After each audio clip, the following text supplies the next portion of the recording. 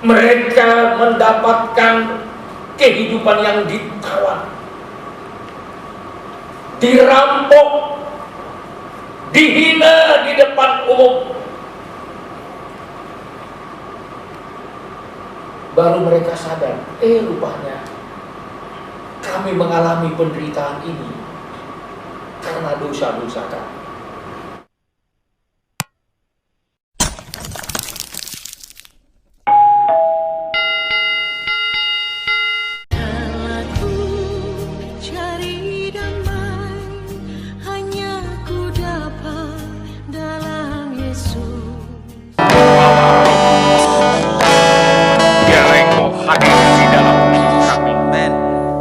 Membutuhkan kehadiran-Mu. Karena kami tahu tanpa kehadiran-Mu hidup kami akan kering. Dan ketika kami kering Tuhan, satu kali kami akan terlempar kepada api sebagaimana yang difirmankan Tuhan. Tapi kami mohon kemurahan-Mu dalam sisa waktu yang masih tersisa ini. Tolonglah kami Tuhan, supaya kehidupan kami terus dipenuhi dengan hadirat Tuhan. Kami mengalami kuasa kehadiran Tuhan yang membawa kami untuk tetap disucikan Tuhan, dibaharui dari hari ke hari, sehingga menjadi serupa dengan gambar Tuhan. Gambar yang sesuai dengan apa yang Tuhan mau. Mari Tuhan berfirmanlah, layakkan kami untuk menerima firman-Mu, menerima kasih karunia dari sorga, yang turun memenuhi kami semua. Tolong kehidupan kami, dengan urapan baru kami dapat menangkap firman Tuhan. Dengan urapan baru juga kami hancurkan segala belenggu dosa dalam nama Tuhan Yesus Kristus. Seluruh kami yang boleh hadir sore hari ini, kami tahu ini karena kemurahan Tuhan. Urapi kami semua, urapi hamba-Mu juga secara khusus. Biar dalam pemberitaan firman Tuhan, kami dibungkus oleh Tuhan, terproteksi oleh kuasa Tuhan, sehingga kami mendapatkan suatu pembelaan khusus dari Tuhan. Mari Tuhan, dalam nama Yesus Kristus, kami siap untuk mendengar dengan baik. Haleluya. Bersama kita katakan, amin. Silakan duduk Bapak Ibu Saudara-saudaraku yang kekasih. Saya mengucapkan selamat hari Minggu. Salam sejahtera bagi kita sekaliannya. Shalom. Shalom. Ya, kita patut bersyukur kepada Tuhan. Dalam situasi seperti ini, Tuhan masih memberikan kita kesempatan untuk beribadah, kesempatan untuk berkumpul, kesempatan untuk memuji Tuhan, terutama juga kesempatan untuk mendengar firman Tuhan. Kita menyadari kalau bukan Tuhan, mustahil saudara dan saya boleh ada sampai hari ini.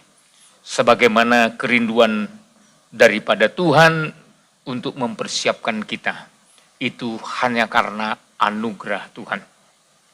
Saya terlalu banyak berbicara bahwa kita ini berada pada zaman-zaman terakhir dari zaman kemurahan Tuhan. Saya sudah sampaikan pada zaman kemurahan ini seringkali kita diingatkan Tuhan bahwa inilah zaman Roh Kudus. Dalam peta zaman kita berada pada zaman Roh Kudus. Berarti berada pada zaman terakhir. Ya. Dan segera setelah gereja Tuhan siap sedia, maka zaman ini akan segera ditutup. Ya. Setelah gereja Tuhan siap sedia, maka zaman ini segera akan ditutup. Zaman kemurahan akan tertutup. Ya. Saat setelah gereja Tuhan siap sedia untuk terangkat saudara, maka ditutuplah zaman ini sekaligus kesempatan bagi 3,5 tahun antikris menguasai seluruh dunia. Ya. Oleh sebab itu saudara, sebelum zaman ini ditutup, mari kita perhatikan kemurahan Tuhan dan kekerasannya Tuhan. Perhatikanlah kemurahan Tuhan sekaligus kekerasannya. Kitab Roma mengingatkan kita bahwa kita harus memperhatikan kemurahan Tuhan dan kekerasannya. Ya. Supaya dalam kesempatan yang tersisa ini, saya dan saudara betul-betul dipersiapkan Tuhan sebaik-baik mungkin agar tidak tertinggal dalam hari-hari yang sangat singkat ini. Kitab Roma pasal yang ke-11 ayat 22 berkata, sebab itu perhatikanlah kemurahan Allah dan juga kekerasannya, yaitu kekerasan atas orang-orang yang telah jatuh. Tetapi atas kamu kemurahannya, yaitu jika kamu tetap dalam kemurahannya. Jika tidak, kamu pun akan dipotong juga. Jadi, apa yang perlu kita perhatikan hari-hari ini? Yang pertama, kemurahan Tuhan. Tapi setelah selesai kemurahan Tuhan, ada hal yang perlu juga kita perhatikan. Kekerasannya Tuhan. Tapi saya mengajak saudara di hari-hari ini tidak untuk memperhatikan kekerasan Tuhan. Sebab kalau kita memperhatikan kekerasan Tuhan, kita tidak akan sanggup menghadapinya. Ya. Masih secuil yang sedang terjadi ini. Dunia gempar, saudara. Ya. Masih sedikit saja Tuhan izinkan. Hanya masih virus COVID-19 saja, lihat seluruh dunia goncang. Sehebat Amerika, sehebat Eropa. Dulu yang paling dikagumi dalam ilmu kedokteran itu UK. Eropa sana.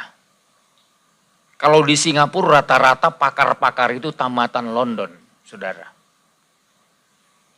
Ketiga anak saya dirawat di rumah sakit Singapura.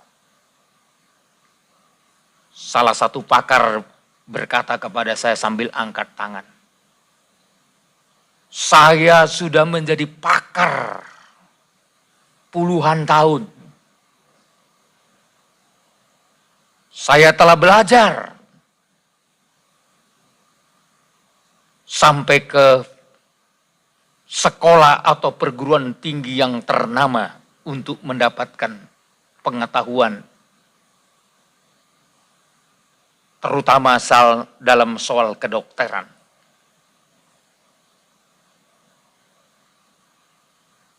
Saudara, yang paling cukup diakui di dunia, pakar-pakar kesehatan itu adalah Eropa. Tapi saudara boleh lihat sampai hari ini. Sampai hari ini belum berhenti. Kurang apa teknologi Amerika.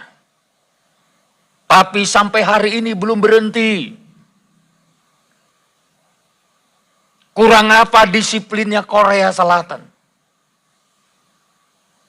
Sampai hari ini belum berhenti.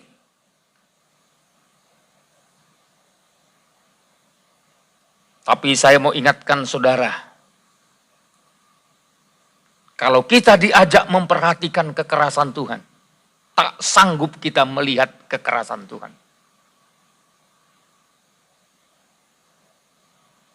Tapi hari ini saya mau mengajak saudara dulu melihat kemurahan Tuhan.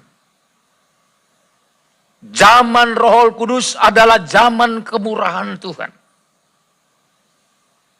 Dan kalau berbicara zaman kemurahan, berarti ada kesempatan bagi saya dan bagi saudara untuk mendapat perhatian Tuhan. Oleh sebab itu saya mau tekankan dulu apa yang dimaksud kemurahan Tuhan. Apa yang dimaksud kasih karunia Tuhan. Apakah kasih karunia itu? Tentu kalau kita berbicara tentang kasih karunia, ini merupakan berkat untuk mempersiapkan gereja Tuhan. Arti yang pertama dari kasih karunia atau anugerah, itu adalah satu pemberian yang sebenarnya tidak layak kita terima. Anugerah adalah berbicara apa yang Tuhan perbuat dalam hidup kita yang sebenarnya kita tidak layak untuk menerimanya.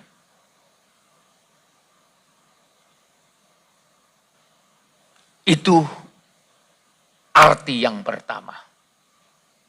Arti yang kedua dari kasih karunia atau anugerah Tuhan adalah kuasa yang memberdayakan kita. Jadi yang kedua adalah kuasa yang memberdayakan kita. Ada 3 poin yang harus kita alami dari kuasa yang Tuhan kerjakan memberdayakan kita. Yang pertama, kuasa untuk mengubah kita. Kata berubah gampang untuk disebutkan. Tapi kalau disebut berubah, berarti saudaraku, ada hal yang baru terjadi dalam hidup kita. Saudara, untuk berubah itu bukan gampang, saudara. Saya banyak ditanya orang, kenapa Pak diizinkan Tuhan pandemi COVID-19 ini terjadi? Apa tujuan inti dari yang Tuhan harapkan? Kenapa terjadi? Saya mau katakan inti yang sangat Tuhan harapkan dari COVID ini, supaya seluruh umat manusia di muka bumi ini berubah.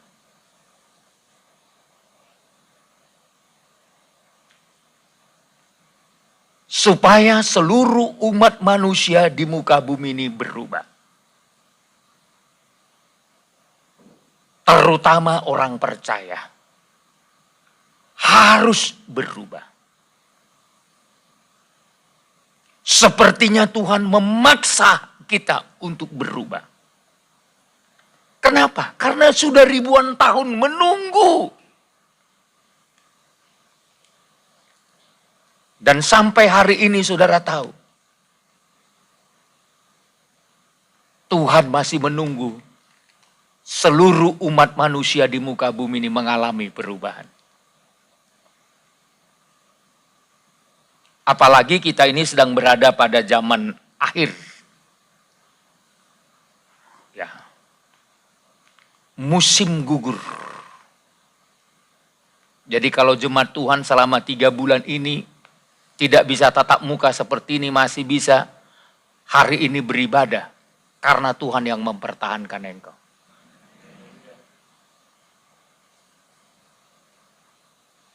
Karena Tuhan yang mempertahankan kita. Seharusnya kita sudah gugur. Seharusnya kita sudah dingin secara rohani. Memang saudara masih mendengar saya menyampaikan firman lewat live streaming. Tapi saya mau katakan lewat live streaming itu hanya keterpaksa. Bukan inti dalam ibadah yang sesungguhnya. Inti dari ibadah itu bersekutu.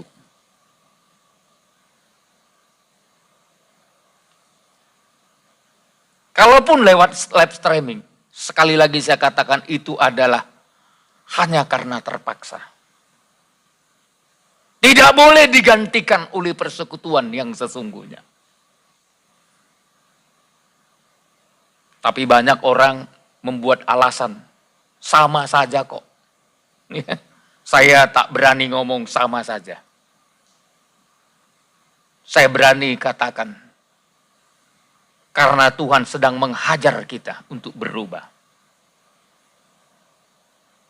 Tuhan izinkan dalam beberapa bulan ini. Sepertinya terlalu jauh kita dari persekutuan, dari ibadah. Tapi apa maunya Tuhan? Kembali saya katakan kasih karunia itu diberikan untuk merubah kita. Saya seringkali berbicara tentang bagaimana bangsa Israel harus dibuang 70 tahun ke Babel.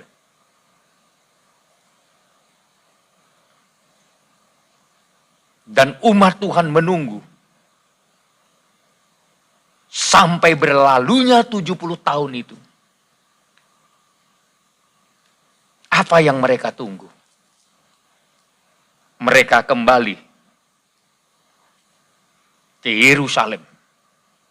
Kembali beribadah.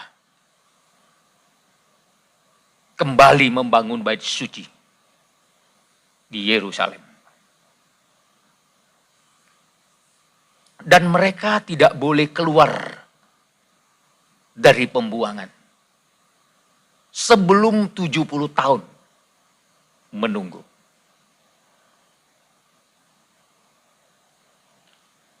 Apa yang Tuhan harapkan? Kenapa begitu lama mereka harus menunggu selama 70 tahun? Saya mau katakan apa yang mereka tunggu selama 70 tahun? Apa yang Tuhan nantikan selama 70 tahun? Tuhan mau melihat sikap hati dari Israel, sikap hati dari suku Yehuda, apakah sudah berubah?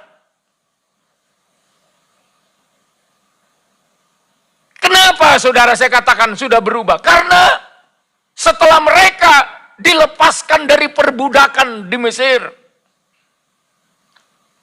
mereka memperoleh tanah Kanaan yang begitu mantap. Berkat Kanaan itu enggak ketolongan hebatnya saudaraku. Alkitab mencatat di Kanaan itu ada madu dan susu. Berkat Kanaan adalah berkat yang sangat istimewa. Berkat tidak bisa mempertahankan iman. Mereka sangat diberkati berada di Kanaan. Tapi sayang saudaraku,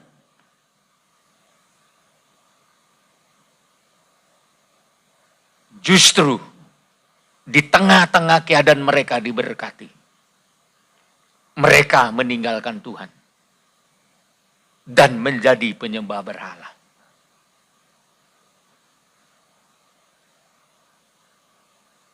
Itu dimulai setelah zamannya raja-raja. Terutama setelah zamannya Salomo berlalu. Kerajaan Israel itu terbagi dua. Ada di utara, ada di selatan. Dan kalau kita belajar sejarah dalam Alkitab, ada 10 suku dalam pimpinannya Jerobeam. Ada 2 suku dalam pimpinannya Rehabeam. 10 suku cenderung kepada penyembahan berhala. Sejak itu, raja demi raja berganti. Anehnya saudaraku, Karena kedegilan hati umat Tuhan.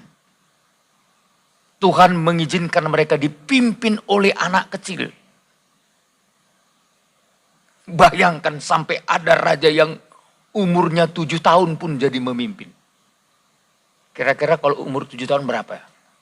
Kelas berapa ya? Kelas 1 ya? Kira-kira kalau kelas 1 SD jadi raja gimana kira-kira?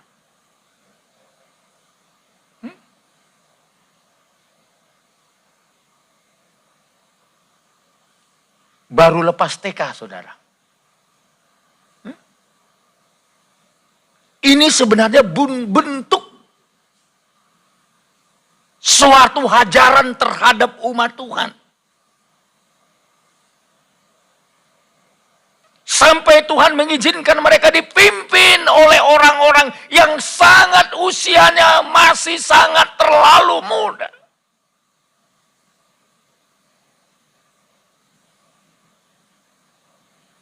Tapi tidak cukup Tuhan menghajar mereka dengan persoalan demikian. Maka lewat Nabi Yeremia Tuhan bernubuat akan mengangkut suku Yehuda ke pembuangan selama 70 tahun.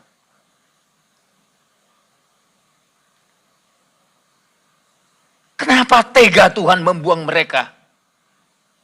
Sampai 70 tahun dibuang ke Babel. Kalau saudara lihat kitab Nabi Yeremia, karena mereka tidak mau membuka hati menerima firman Tuhan. Tuhan terus-menerus memberikan teguran yang berkaitan dengan penyembahan berhala. Mereka tidak mau meninggalkan. Akhirnya Tuhan harus hajar mereka dan dibawa ke pembuangan ke Babel, pusat penyembahan berhala. Saya juga melihat ini pelajaran penting. Kalau kita tidak mau diubah oleh Tuhan, Tuhan bawa kita ke pusat puncaknya dosa dan kejahatan.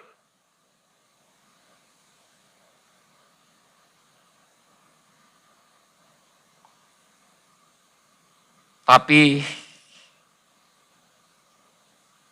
bukan karena Tuhan ingin membinasakan mereka, tapi supaya mereka dapat memahami kasih-Nya Tuhan. Maka ada yang namanya kitab restorasi. Kitab yang dimana menunjukkan umat Tuhan itu dibaharui. Dari mulai kitab Ester sampai kitab Maleaki. Sebenarnya banyak kali berbicara tentang restorasi. Bagaimana Tuhan menunjukkan melalui kasih-Nya ingin mengubah umat Tuhan melalui kasih karunia.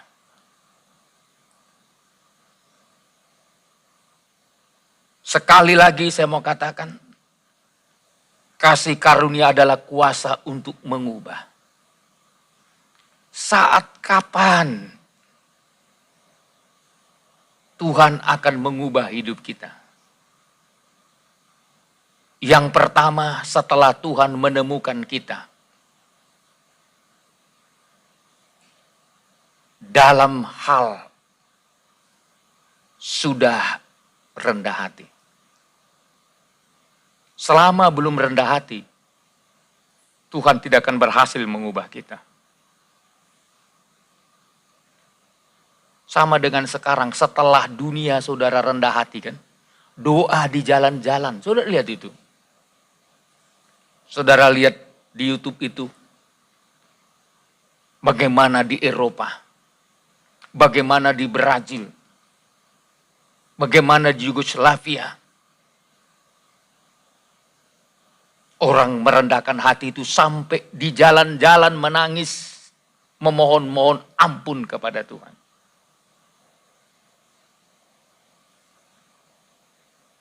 Kalau saudara lihat bagaimana di televisi, Kongresnya Amerika minta ampun kepada Tuhan.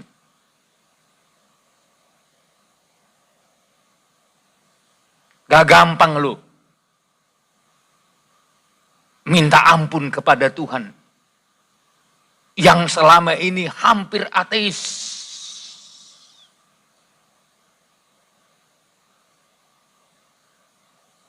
Kalau saudara lihat hari-hari ini,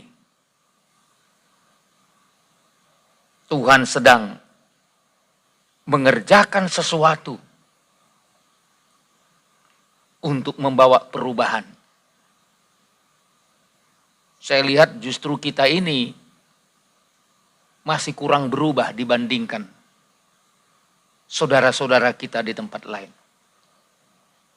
Kalau saya melihat ya, sampai waktu saya ketemu rapat minggu yang lalu, seorang pendeta ngomong sama saya begini, "Pak Pendeta, kok berat kali ya sekarang mendatangkan orang ke gereja?" Sampai saya tanya, kenapa berat orang masuk gereja? Padahal sudah 3 bulan gak masuk gereja.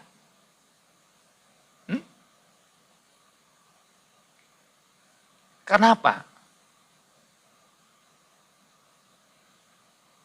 Sebagian memberikan jawaban karena takut. Tapi sebenarnya bukan takut yang inti persoalannya. Rasa cinta akan Tuhan itu udah mulai kurang. Kalau saudara cinta Tuhan, mengasihi Tuhan,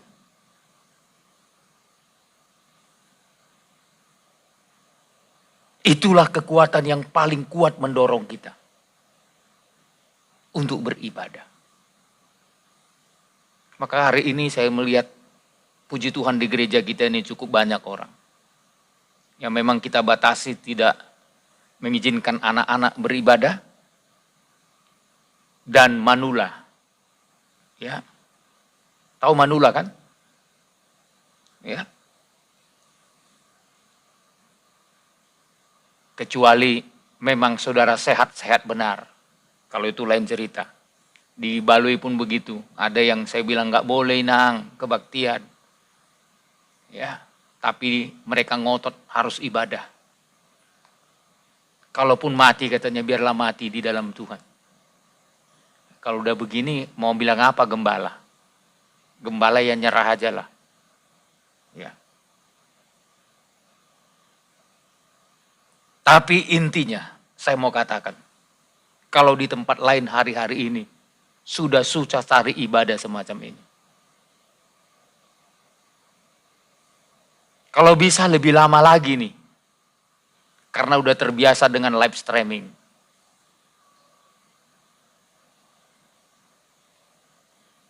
Tapi bagi saudara dan saya, ada berkat yang Tuhan mau curahkan untuk kita. Sebenarnya kerinduan Tuhan melalui kasih karunia. Tuhan mau lihat sikap hati kita. Ketika sikap hati kita sudah mantap, segera Tuhan akan bertindak. Dalam kitab Esra, setelah sikap hati umat Tuhan itu berubah, yang selama ini tidak menghargai Tuhan, tapi setelah mereka berada dalam pembuangan, setelah mereka berada dalam kehidupan yang sangat memprihatinkan, ternyata apa yang terjadi? Sikap hati mereka berubah. Di Esra pasal 9 dulu, ayat 8. Coba dari mulai ayat 7 dulu. Dari zaman nenek moyang kami sampai hari ini, kesalahan kami besar, dan oleh karena dosa kami, maka kami sekalian dengan raja-raja dan imam-imam kami diserahkan ke dalam tangan raja-raja negeri, ke dalam kuasa pedang, ke dalam penawanan dan penjarahan dan penghinaan di depan umum seperti yang terjadi sekarang ini. Mereka mulai sadar karena dosa mereka. Mereka mengalami sesuatu hal yang sangat tidak mengenakan. Mereka jatuh ke dalam pedang. Mereka mendapatkan kehidupan yang ditawan, dirampok, dihina di depan umum. Baru mereka sadar, rupanya kami mengalami penderitaan ini karena dosa-dosa kami. Selama ini mereka nggak sadar.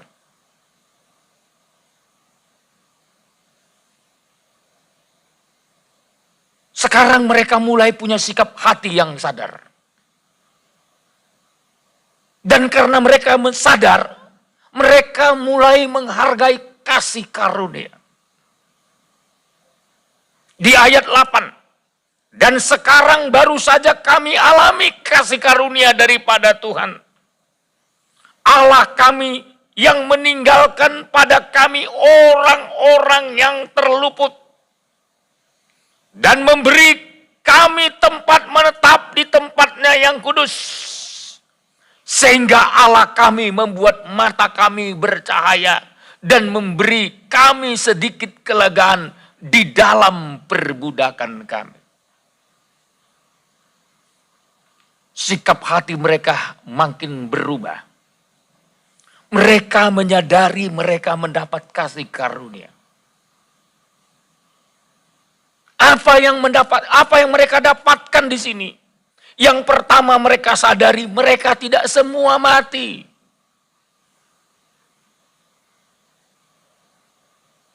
Di sini dikatakan Allah kami meninggalkan pada kami orang-orang yang terluput.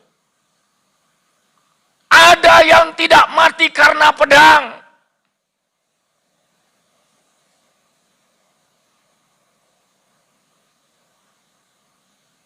Sama dengan saudara, kalau saudara hari ini nggak mati, ingat karena anugerah Tuhan. Bukan karena saudara pakai masker, bukan. Apakah perawat-perawat di rumah sakit itu tidak pakai masker? Apakah dokter-dokter yang ikut korban karena COVID-19 itu tidak pakai masker? Tapi saya mau katakan, di samping kita pakai masker, ada yang mempertahankan hidup kita. Itulah kasih karunia Tuhan. Haleluya, aminkan dulu.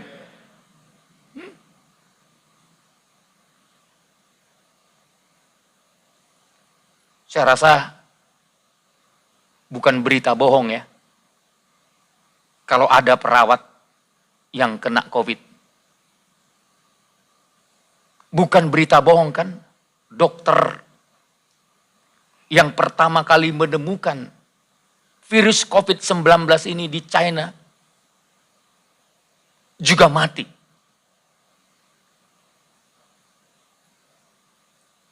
Juga meninggal.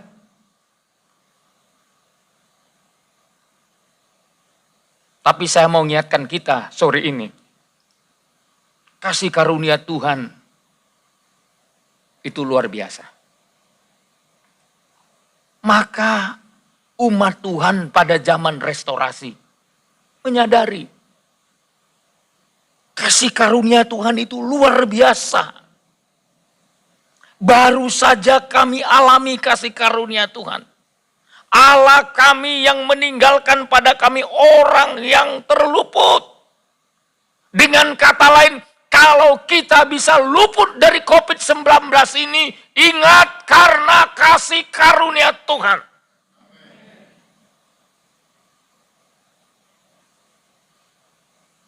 Ada banyak teman saya pendeta, lebih dulu dipanggil Tuhan.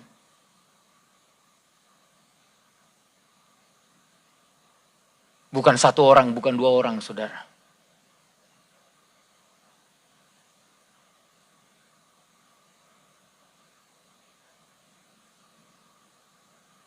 Tak ada keluarga yang bisa mendampingi. Tak ada teman sekerja yang bisa mendampingi saat di hari kematiannya. Tak ada jemaat yang bisa mendampingi.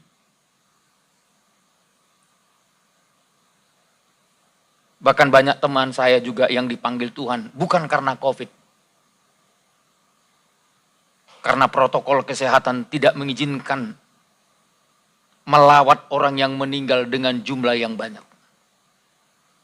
Dan tidak mengizinkan perkumpulan yang mengakibatkan orang berkumpul. Hari ini meninggal, sorenya sudah dikubur. Tidak sempat handai tolan menjenguknya.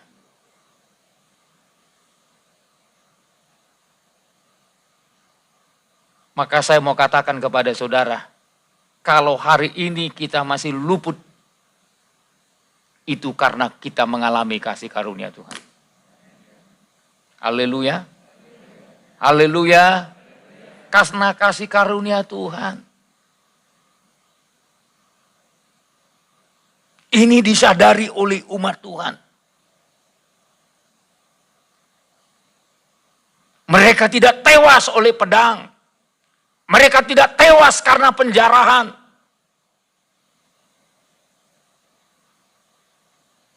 Tapi mereka masih diizinkan Tuhan.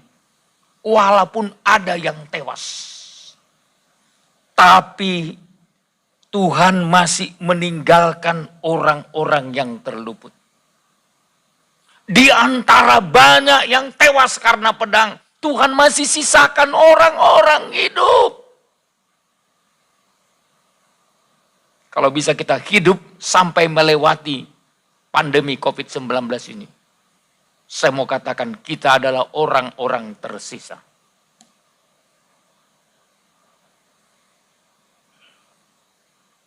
Selanjutnya mereka berkata, dan memberi kami tempat menetap di tempatnya yang kudus.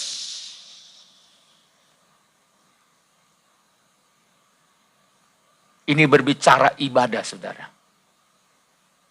Masih diberikan Tuhan tempat yang kudus. Tempat mereka bisa menetap.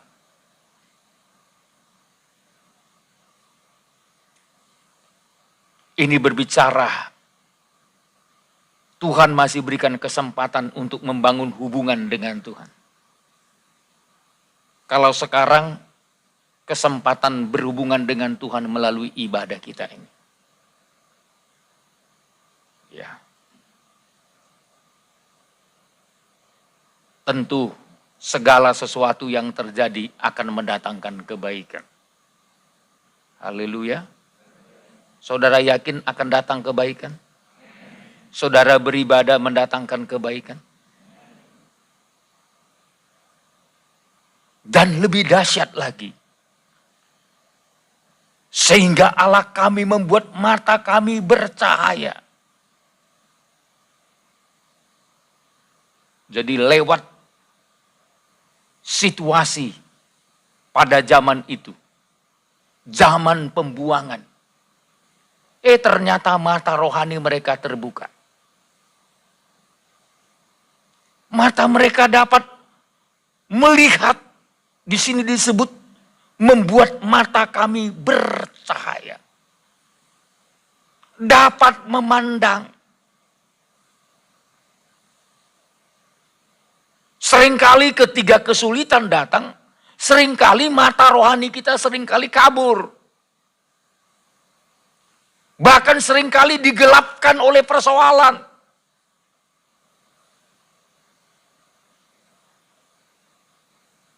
Bahkan seringkali ketika persoalan datang, mata kita bukan malah memandang kepada apa yang Tuhan inginkan. Malah kita terfokus kepada persoalan itu. semakin kita memandang kepada persoalan kita, semakin berat tekanan yang terjadi. Kita harus belajar seperti Daud. Dia tidak memandang tinggi dan besarnya Goliat.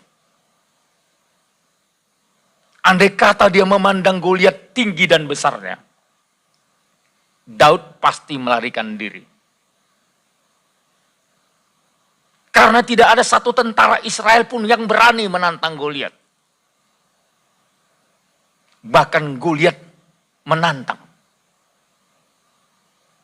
Mana prajurit Israel? Ayo maju. Dalam pimpinan Saul, tak satu pun prajurit berani berhadapan dengan Goliat. Tapi Daud tidak memandang Goliat. Daud memandang Tuhan. Maka pemazmur berkata, bahkan dikutip dalam Kisah Para Rasul, dia memandang kepada Tuhan.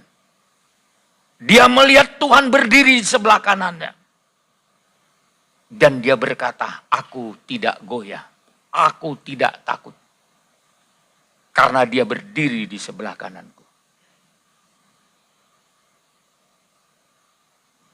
Siapa yang kita pandang, itulah yang memberi harapan kepada kita. Amin. Kalau saudara memandang Tuhan di hari-hari sulit seperti ini, pasti ada pengharapan. Kalau saudara memandang yang lain, memandang kemampuan saudara, memandang bisnis saudara, memandang keadaan di sekitar saudara, saya yakin saudara akan kecewa.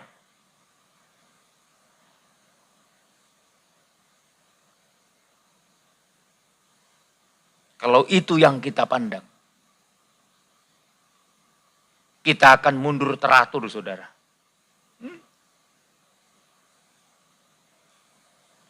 Tapi belajarlah memandang Tuhan.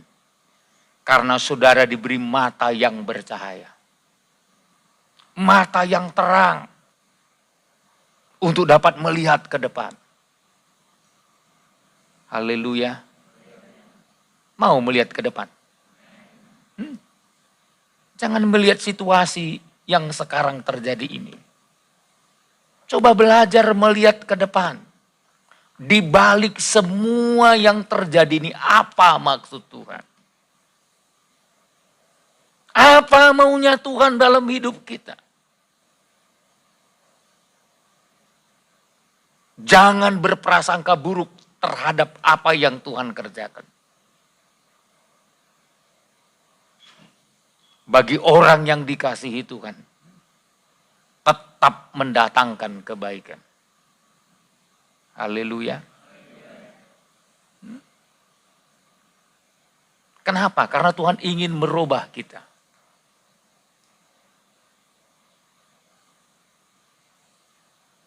Jadi sikap hati dari umat Tuhan ditunggu-tunggu oleh Tuhan. Dalam kitab Esra, kalau kita berbicara Esra, dalam pelajaran tabernakel itu kena kepada pakaian imam-imam. Tentu berkaitan juga dengan pakaian imam besar. Pelayanan Yesus Kristus.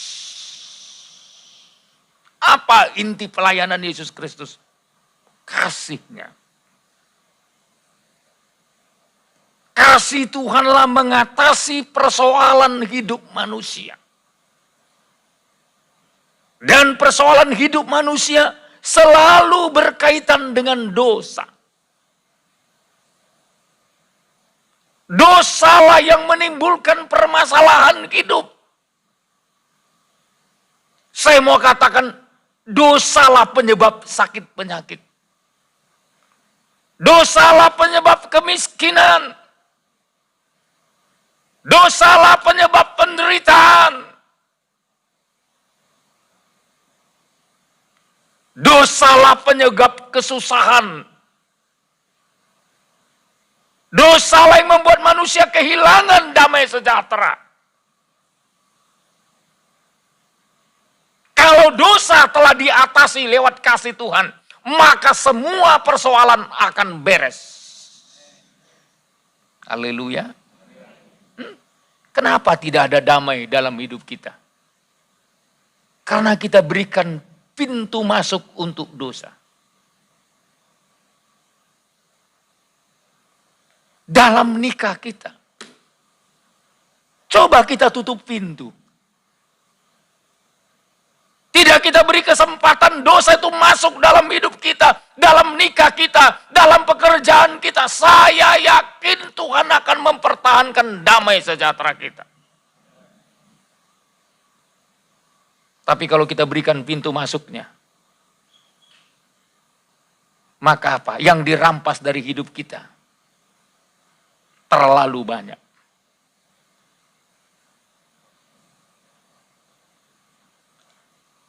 Oleh sebab itu saudara, sikap hati sangat ditunggu oleh Tuhan. Maka di ayat 9 dikatakan, karena sungguh pun kami menjadi budak, tetapi di dalam perbudakan itu kami tidak ditinggalkan Allah kami. Jadi di tengah-tengah kondisi situasi yang tidak enak, ingatlah kalau kita memiliki sikap hati yang benar terhadap apa yang dikerjakan Tuhan, kita akan berkata, kami tidak ditinggalkan. Kami tidak ditinggalkan.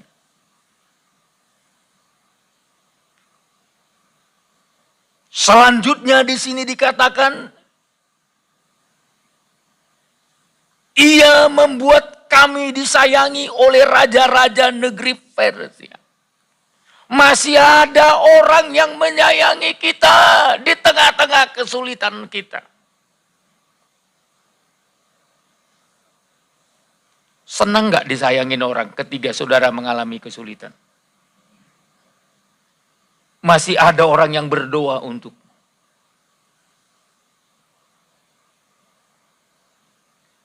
Terutama jemaat, saudara sebangga loh. Masih ada 2 hamba Tuhan untuk membela engkau. Maka jangan remehkan doa hamba Tuhan. Saya selalu berkata kepada jemaat, jangan anggap remeh doa hamba Tuhan.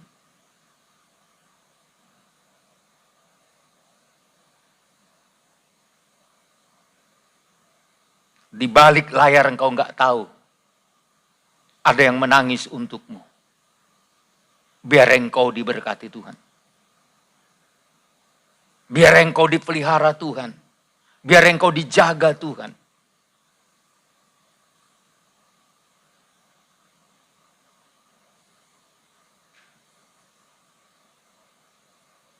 Termasuk saya bersyukur. Tentu ada orang yang berdoa untuk saya. Supaya sehat saya sampai hari ini. Kalau menurut protokol kesehatan, saya tidak layak datang ke sini. Tapi karena saya tahu, ada orang yang berdoa untuk saya. Supaya saya diberikan panjang umur dan sehat. Untuk melayani Tuhan. Ya tentu termasuk saudara sebagai jemaat.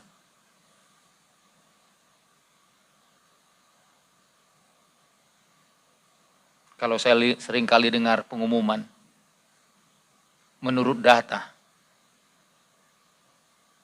orang yang meninggal karena COVID itu rata-rata, kalau di Indonesia umur 45 tahun ke atas. Terutama yang memiliki penyakit bawaan, diabetes, jantung, dan lain-lain. Saya salah satu orang yang mendapat yang memiliki penyakit bawaan. Kalau dari pengumuman, saya nggak akan berani keluar dari Balui, saudara. Dari himbauan saya nggak berani keluar. Tapi kalau kita memandang kasih karunia Tuhan, lain ceritanya, saudara. Kasih karunia Tuhan memberikan pertolongan seperti kepada umat Tuhan. Di sini jelas dikatakan di ayat 9 tadi. Walaupun kami menjadi budak, tetapi di dalam perbudakan itu kami tidak ditinggalkan Allah kami. Ia membuat kami disayangi oleh raja-raja negeri Persia. Sehingga kami mendapat kelegaan untuk membangun rumah Allah kami dan menegakkan kembali reruntuhannya dan diberi tembok pelindung di Yehuda dan di Yerusalem. Dari sini kita belajar apa yang direnungkan oleh suku Yehuda, oleh umat Tuhan. Ketika mereka berada di dalam pembuangan, mereka merenungkan bahwa kasih karunia Tuhan itu luar biasa.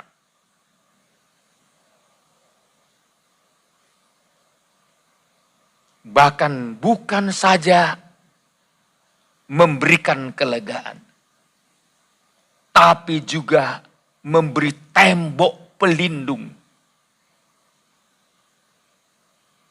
Dengan kata lain, Tuhan memberikan proteksi untuk memproteksi kehidupan umat Tuhan.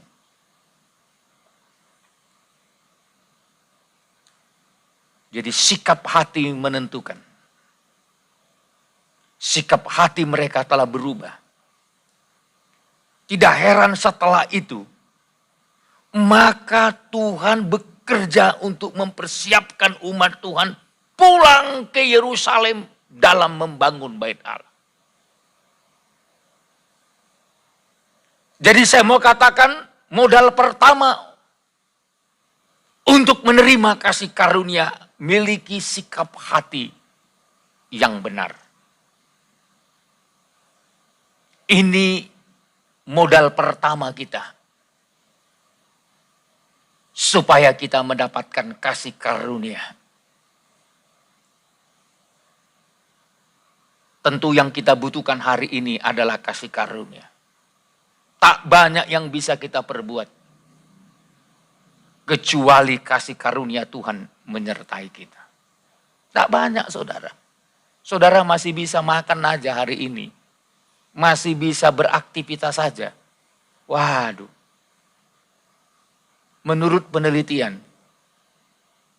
ekonomi menengah ke atas akan rontok. Justru yang akan bisa bertahan adalah menengah ke bawah. Siapa itu? Ya saudaralah. Yang jualan di pasar pagi. Ya. Yang bertani. Yang berternak. Masih bisa berputar ekonomi saudara. Walaupun tidak sesempurna di masa lalu. Karyawan ya syukur-syukur. Syukur-syukur enggak dirumahkan. Maka saudara hargai kemurahan Tuhan. Hargai kebaikan Tuhan. Saya selalu mengingatkan jemaat, hargai apa yang Tuhan perbuat dalam hidup kita.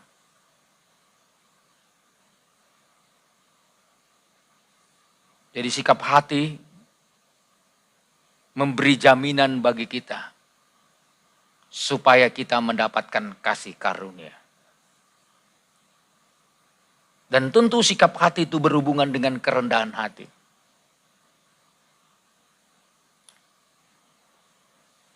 Rendah hati itu adalah sikap hati yang benar di hadapan Tuhan. Yakobus dulu, Yakobus pasalnya yang keempat, ayat yang ke-6. Saya akan bacakan. Tetapi kasih karunia yang dianugerahkannya kepada kita lebih besar daripada itu. Karena ia katakan, Allah menentang orang yang congkak, tetapi mengasihani orang yang rendah hati. Jadi saudara, sikap hati yang benar adalah kerendahan hati. Dan ketika kita sudah berada dalam kerendahan hati, 1 Petrus pasal 5, ayat 5 sampai 6. Demikian jugalah kamu, hai orang muda, tunduklah kepada orang yang tua. Dan kamu semua, rendahkanlah dirimu seorang terhadap yang lain. Sebab Allah menentang orang yang congkak, tetapi mengasihani orang yang rendah hati. Ayat 6, karena itu rendahkanlah dirimu di bawah tangan Tuhan yang kuat, supaya kamu ditinggikannya pada waktunya. Sikap hati yang benar adalah kerendahan hati. Ketiga orang-orang Yehuda sudah merendahkan hati. Waduh. Tuhan langsung merestorasi hidup mereka. Tuhan langsung mengubah hidup mereka. Sehingga apa? Melalui kasih karunia, mereka mendapat pertolongan pada waktunya. Jadi Tuhan tidak melewatkan 70 tahun. 70 tahun tepat, langsung Tuhan beri pertolongan.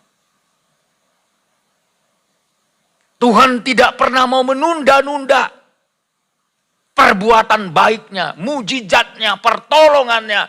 Kalau Tuhan sudah melihat ada sesuatu perubahan terjadi dalam hidup umatnya. Kalau saudara sudah berubah, tak usah saudara minta berkat, pasti diberkati.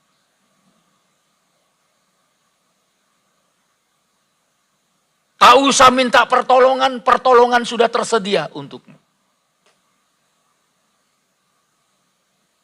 Asal Tuhan lihat kehidupan kita sudah berubah.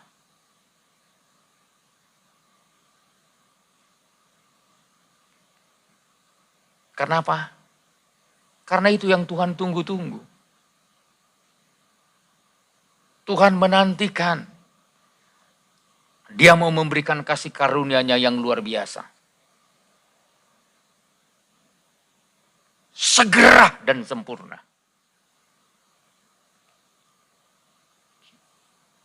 Asal dengan satu syarat. Saudara dan saya sudah punya sikap hati yang benar. Dalam Ibrani pasal 4. Dalam Ibrani pasal 4. Ayat 16. Sebab itu, marilah kita dengan penuh keberanian menghampiri tahta kasih karunia, supaya kita menerima rahmat dan menemukan kasih karunia untuk mendapat pertolongan kita pada waktunya. Tuhan paling tahu kapan waktunya menolong kita. Tuhan paling ngerti waktu yang tepat memberikan pertolongan.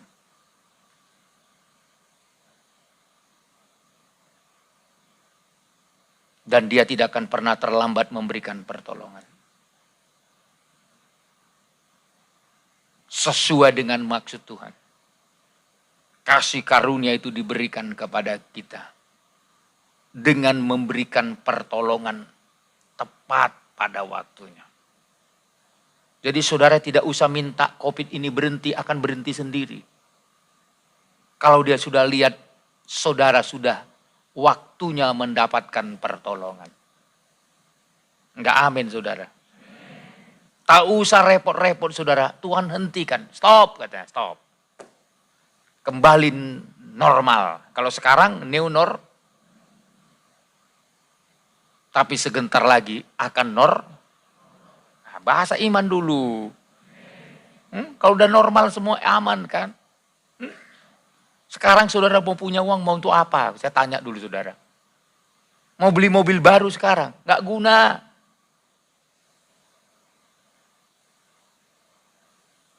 Mau kemana saudara pakai? Mau jalan-jalan ke luar negeri? Nggak bisa. Mau makan enak di restoran? Terhalang pakai ini, saudara. Oh, saudara pakai ini.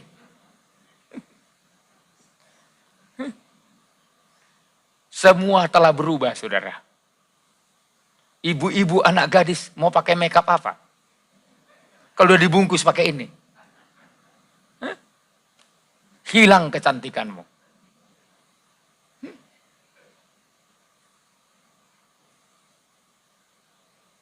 Bahkan ada pendeta semalam ngomong sama saya, Pak Gembala, saya selama COVID ini nggak berani pangkas, katanya. Kenapa nggak berani, saya bilang. Takut saya, Pak. Saya sudah 3 kali pangkas. Sejak COVID, saudara.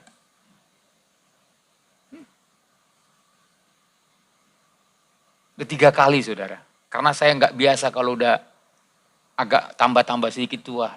Saya kepingin cepat-cepat dipotong, saudara.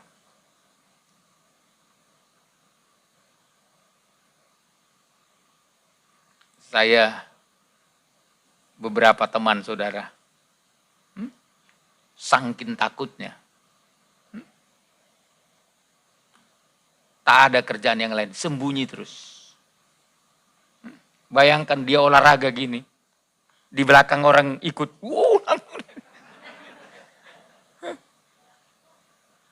olahraga aja, diikutin orang udah pada ketakutan.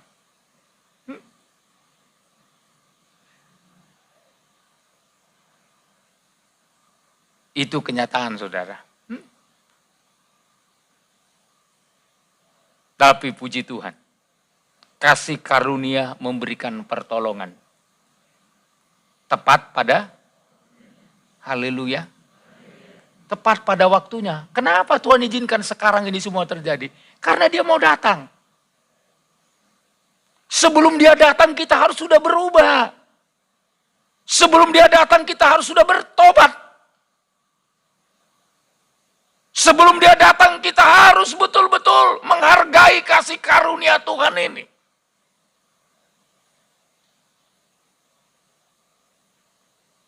Saya mau katakan kalau kita tetap berpatokan kepada kasih karunia Tuhan,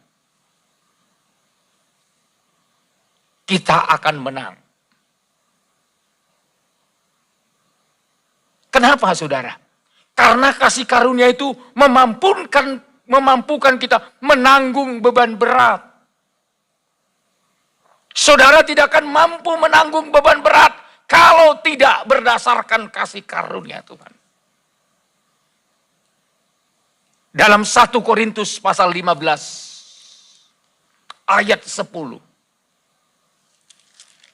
Yang pertama kasih karunia adalah memampukan kita untuk menanggung beban berat. Ayat 10. Tetapi karena kasih karunia Allah, aku adalah sebagaimana aku ada sekarang. Dan kasih karunia yang dianugerahkannya kepadaku tidak sia-sia.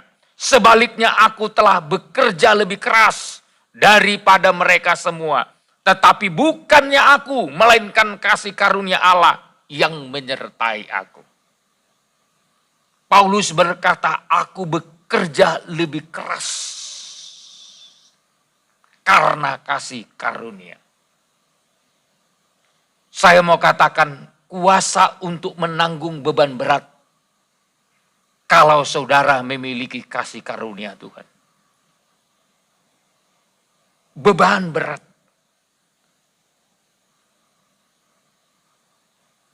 Seberat apapun bebanmu, kalau ada kasih karunia Tuhan, engkau akan mampu menanggungnya.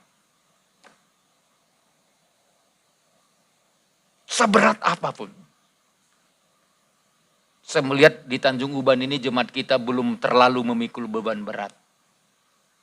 Saudara masih enak-enak, masih ringan apa yang kau alami sekarang. Kalau di tempat-tempat lain, waduh. Jauh lebih berat daripada apa yang Anda alami hari ini.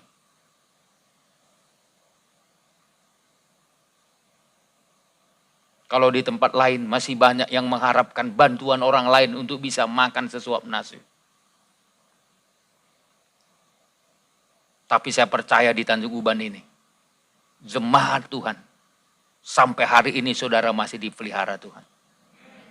Amin. Amin. Tak ada yang minta-minta beras, saya yakin. Maka saya tidak membiasakan jemaat, kecuali betul-betul butuh pertolongan dari sesama jemaat. Baru saya umumkan. Kalau enggak mau saya. Sebab kita enggak mau pamer bantu-bantuan saudara. Saya tidak mau mengajar saudara kurang iman. Saya mau mengajar saudara punya iman yang mantap supaya kau terpelihara sampai Tuhan datang. Haleluya. Dan saya tidak mau memperalat kesempatan lewat sembako-sembako.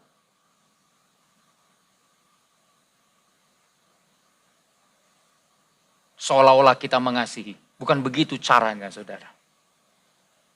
Maka selalu saya tanya, ada enggak jemaat kita yang sangat betul-betul membutuhkan?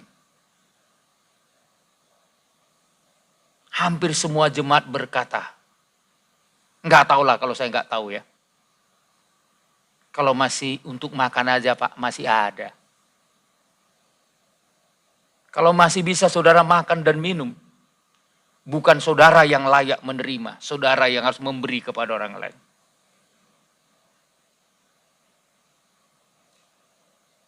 Malu saya sebagai gembala. Seharusnya kita yang memberi, malah kita yang menerima. Seharusnya kita yang berkorban kepada saudara-saudara kita yang lain.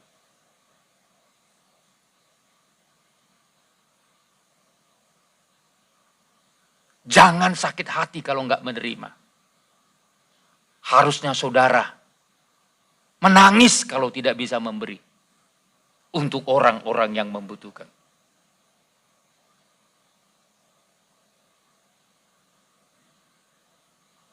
Itu konsep iman, itu konsep kekristenan yang betul.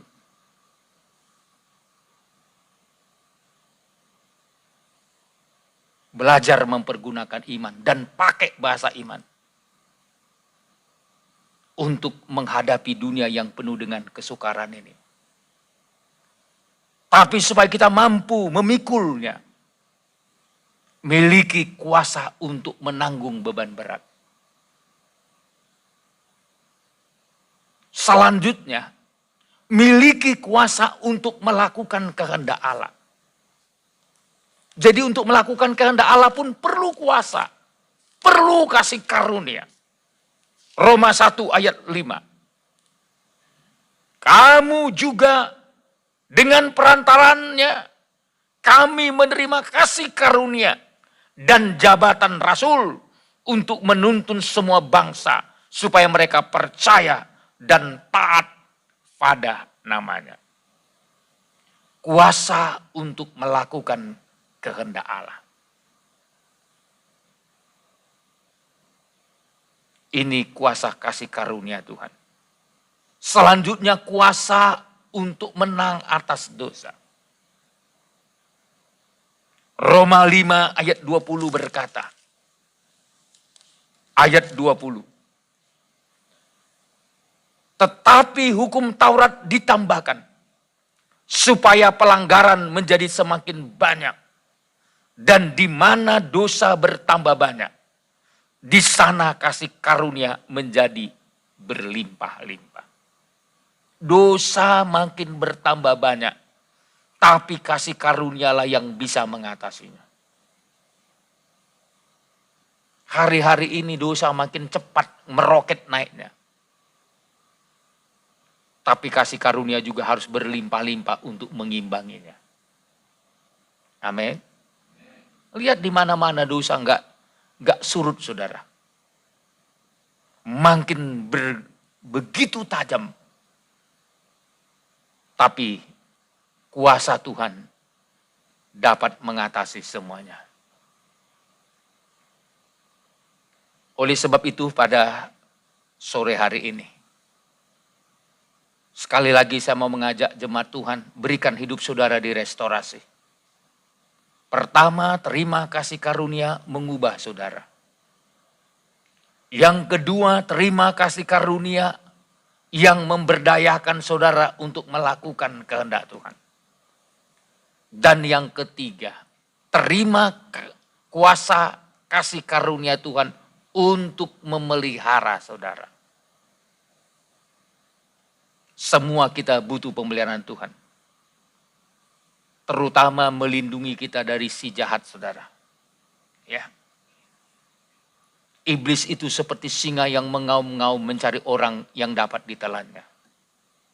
Larikan dirimu dari terkaman singa itu. Ya. Menghindar. Minta kasih karunia Tuhan memelihara dan melindungi kita. Supaya kita tidak ditelan oleh iblis. Kalau kita sudah di mulut setan,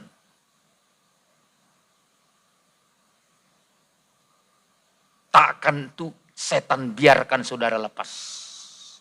Saudara bisa lepas kalau hanya karena kasih karunia Tuhan. Kalau saudara bisa lolos dari tangan antikris, sekali lagi saya katakan, hanya kasih karunia Tuhan. Kalau saudara bisa lolos dari COVID-19 ini, hanya kasih karunia Tuhan. Kalau saudara bisa lolos dari kesukaran-kesukaran ini, hanya karena kasih karunia Tuhan. Oleh sebab itu sore hari ini, biarlah kita mampatkan kasih karunia Tuhan ini sebagai berkat untuk kita. Sekali lagi sebenarnya kita tidak layak menerimanya. Tapi dia memberikan kepada kita. Kepada saudara dan kepada saya yang tidak layak. Tuhan masih berkemurahan. Amin. Amin. Oleh sebab itu biarlah kita bersyukur. Kita menyembah Tuhan. Kita hargai kemurahan Tuhan yang masih tersisa ini. Mari kita tutup Alkitab kita. Waktu kita terbatas sampai di sini. Kita bersyukur sama Tuhan. Oh, terima kasih Tuhan. Terima kasih Tuhan. Kami bersyukur kepadamu. Kami menerima kasih karunia-Mu Tuhan. Ajar kami Tuhan. Biar kami mengerti kehendak-Mu. Tolong kami Tuhan. Haleluya. Oh, terima kasih Tuhan. Kami bersyukur kepadamu. Tak ada yang lain yang patut kami banggakan. Kami kebaikan Tuhan luar biasa. Mari kita bangkit berdiri, kita persiapkan hati kita untuk menyembah Tuhan. Oh, terima kasih Tuhan Yesus. Oh, haleluya, haleluya. Kami menyembah-Mu Tuhan. Kami bersyukur. Engkau teramat baik, sangat baik bagi kami. Tak ada yang patut kami syukuri kecuali kebaikan Tuhan. Oh, haleluya, haleluya, haleluya, haleluya, haleluya.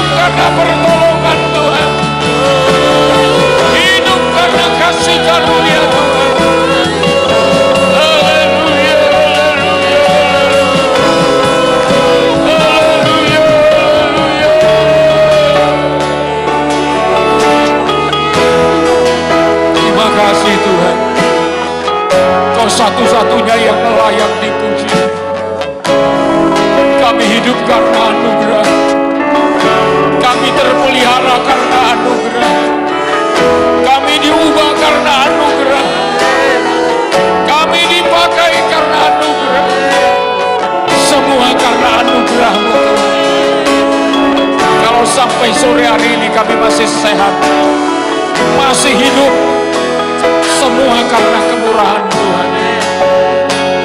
Biarlah kemurahan-Mu terus kami hargai. Tolong kami Tuhan, dengan sikap hati kami yang benar, kami akan segera dipulihkan Tuhan. Semua akan terhenti, semua akan berhenti ketika Tuhan melihat kami sudah siap, telah berhasil diubah oleh Tuhan. Tolong jemaat-Mu Tuhan, karena kami tahu kami berhadapan dengan musim dingin secara rohani. Tolong kami, supaya kami digairahkan oleh Tuhan dalam waktu-waktu yang masih tersisa, supaya kami tidak tertinggal ya Tuhan.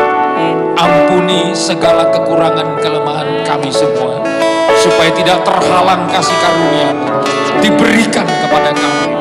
Terima kasih Tuhan, pulihkan kami semua, seluruh jemaat-Mu tanpa terkecuali, baik yang boleh hadir bersama kami sore ini maupun yang mengikuti sejak tadi pagi lewat live streaming.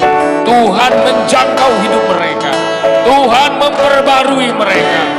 Kalau ada di antara mereka yang sakit, Tuhanlah yang menyembuhkan mereka. Ada yang lemah, Kau kuatkan. Ada yang susah, Kau hiburkan.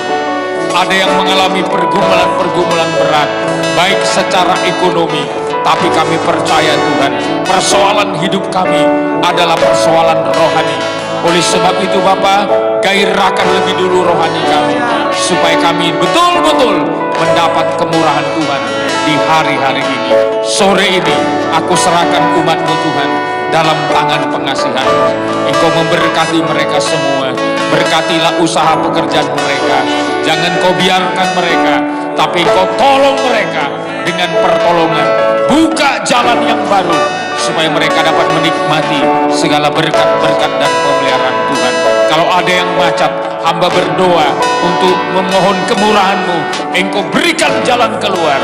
Bahkan juga mereka yang bekerja di Tanjung Uban, bekerja di luar Tanjung Uban, bahkan di luar negeri sekalipun, Tuhan tidak meninggalkan mereka. Tuhan menjaga mereka, terutama Tuhan umat-Mu dalam berinteraksi dengan orang lain. Jauhkan dari virus COVID-19 ini. Semua yang berinteraksi dengan banyak orang, Tuhanlah yang menjadi pembela, membungkus hidup mereka semua. Kami juga para pelayan-pelayan, Tuhan tolong kami. Sudah 2 kali uji coba ibadah, kami melihat jemaat Tuhan bisa teratur dengan baik. Oleh sebab itu kami akan lanjutkan dalam ibadah yang akan datang. Kami berdoa untuk pemerintah kami, pemerintah di kota Tanjung Uban ini. Tuhan tolong berikan mereka hikmat bijaksana untuk mengatur semuanya sesuai dengan kehendak Tuhan. Demikian juga di Provinsi Kepri, di mana juga kami boleh tinggal. Tuhan memberkatinya. Berkatilah pemerintah kami dari mulai pusat sampai ke daerah. Dalam nama Tuhan, Engkau sendiri yang akan menyertai. Sebentar Tuhan, sebelum kami tinggalkan tempat ini, biarlah umat-Mu pulang dengan damai sejahtera, dengan sukacita karena pertolongan Roh Kudus. Saudara-saudaraku yang kekasih, arahkan hatimu ke sorga, terimalah berkat Tuhan, kasih karunia dari Tuhan Yesus Kristus, cinta kasih daripada Bapa Surgawi, penyertaan dari kuat kuasa Roh Kudus, ada menyertai, memberkati saya dan saudara, sekarang dan sampai selama-lamanya.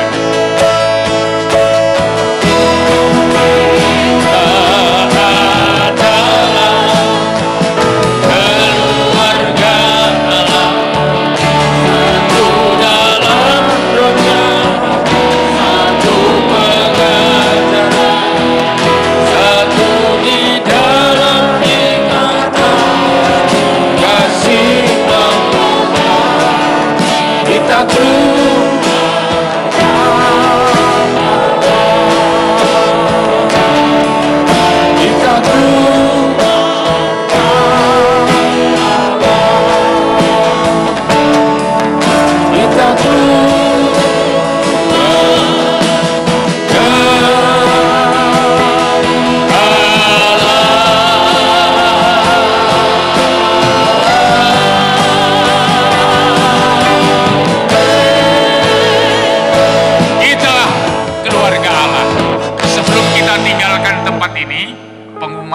saya harap saudara